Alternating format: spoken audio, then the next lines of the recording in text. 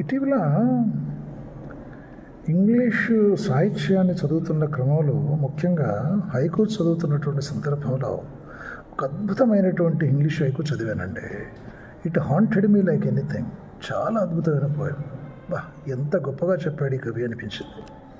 నిజమే, చాలా సూక్ష్మమైనటువంటి అంశాలని మనం రోజు చూస్తుంటాం, కానీ వాటిని పెద్దగా పట్టించుకోం. కానీ దాన్ని పట్టుకుని ఎవరైనా కవి చెప్పినప్పుడు చాలా అద్భుతం అనిపిస్తుంది మనకి. వా, ఏం చెప్పాడురా బాబు అనిపిస్తుంది. అట్లాంటి ఒక పోయం మీకు ఈరోజు పరిచయం చేస్తాను. దానికి తెలుగు ట్రాన్స్లేషన్ చేశాను నేను. తెలుగు ట్రాన్స్లేషన్ ఏంటంటే, పై కప్పు చుక్కల మాసికేసింది ఆకాశం. ఐ రిపీట్, పై కప్పు చుక్కల మాసికేసింది ఆకాశం. వా, ఎంత గొప్ప దృశ్యం అండి. అది మీకు కనిపించుంటుంది. పైకప్పు అంటే మనందరం కూడా పైకప్పు కేసి చూస్తున్నటువంటి అనుభూతికి లోనవుతాం. రెండవ లైన్లో అంటాడు కవి, చుక్కల మాసికేసింది అంటాడు. అక్కడ ఉందండి అసలైన అద్భుతం. చుక్కల మాసిక అంట.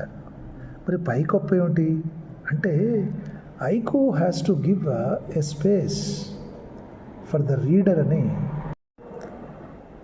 అంటే ఇప్పుడు ఆ దృశ్యం మీకు కూడా కనిపించాలి. నాకు కనిపించిన దృశ్యాన్ని మీతో షేర్ చేసుకుంటాను. పై కప్పు అనగానే ఏదో ఒక కప్పు, అది ఎట్లాంటి ఇల్లు, మొత్తానికి మనం ఆ ఇంటి లోపల ఉండిపోతాం. పై కప్పుకే చూస్తాం. ఆ కప్పు ఎట్లాంటిదో తెలియదు. ఆస్బెస్టాస్ రేకులతో వేసిందా లేకపోతే స్లాబా తెలియదు. కానీ రెండవ లైన్లో మనకు అద్భుతమైన క్లూ ఇచ్చాడు కవి. చుక్కల మాసిక అన్నాడండి. వా, చుక్కల మాసిక అంటే మీకు ఇంకో అద్భుతమైన దృశ్యం కనబడుతుంది. అప్పుడు పైకప్పు కూడా, అక్కడ కూడా మనకు ఒక స్పష్టత వచ్చేస్తుంది. ఇప్పుడు నాకేం కనబడిందంటే, నేను సరాసరి ఒక గుడిసెలో ఉండిపోయాను. తాటాకు గుడిసెలో ఉండిపోయాను.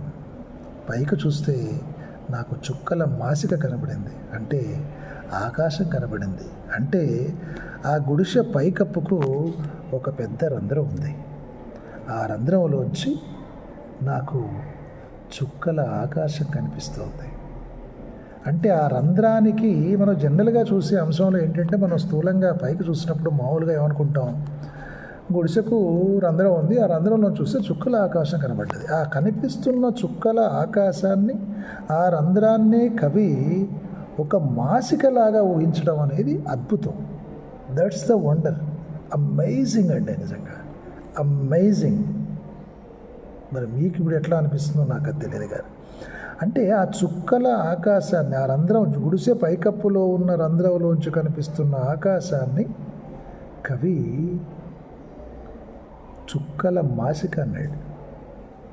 కింద ఆకాశం అని కూడా మనకు చెప్పాడు. ఎంత అద్భుతమైన పోలిక. సాధారణమైనటువంటి దృశ్యం అసాధారణమైనటువంటి అంశంగా ఇక్కడ మలవబడింది. అంటే ఒక పేదరికం, గుడిసెలో నివసిస్తున్న పేదవాడి యొక్క పేదరికాన్ని కూడా ఎంత అందంగా చెప్పాడో చూడండి కవి. గుడిసెకు రంధ్రం పడితే దానికి ఒక మాసిక వేసుకుంటాం. చొక్కాకు రంధ్రం పడితే దానికి మాసిక వేసుకుంటాం కనబడకుండా, దేహం. కానీ ఇక్కడ గుడిసె అనేటువంటి దేహానికి మరి ఆకాశమే మాసిక వేసిందట. అంటే చుక్కలతో ఉన్న ఆకాశం యొక్క కొంత భాగం గుడిసె లోపలికి మనకు కనబడుతుంది. దాన్ని మాసిక అని ఊహించడం చాలా అద్భుతమైనటువంటి అంశం. ఇది కదా కవి యొక్క నిశిత దృష్టి. ఇది కదా కవిత్వం.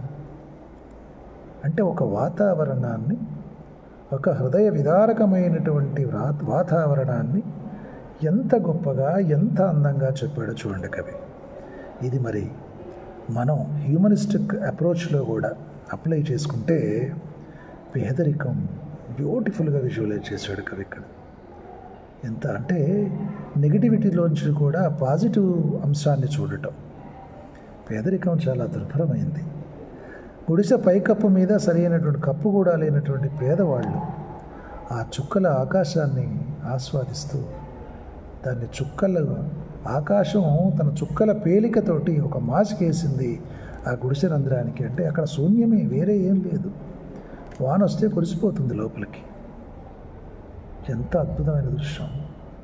ఒక 4 పదాల్లో గొప్ప దృశ్యాత్మకం చేశాడు కవి. ఇది కదా హైకూ అంటే.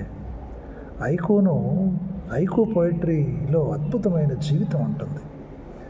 కానీ ఒక నెగిటివ్, ఎంత కష్టం వచ్చినా దాంట్లో పాజిటివ్ అంశాలను కూడా వెతుక్కొని ప్రాకృతికమైనటువంటి సౌందర్యాన్ని చూసి మనకు మనం ధైర్యాన్ని చెప్పుకొని ముందుకు వెళ్ళటం అనేది ఉంటుంది. మనకు నేచర్లో కనిపించిన సాధారణ దృశ్యాన్ని కూడా అసాధారణంగా ఈ రకంగా కవిత్వం చేసి చెప్పటం మనసుకు గొప్ప హాయినిస్తుంది, ఆలోచనలు రేకెత్తిస్తుంది. Such a wonderful poem. Hats off to that poet అండి.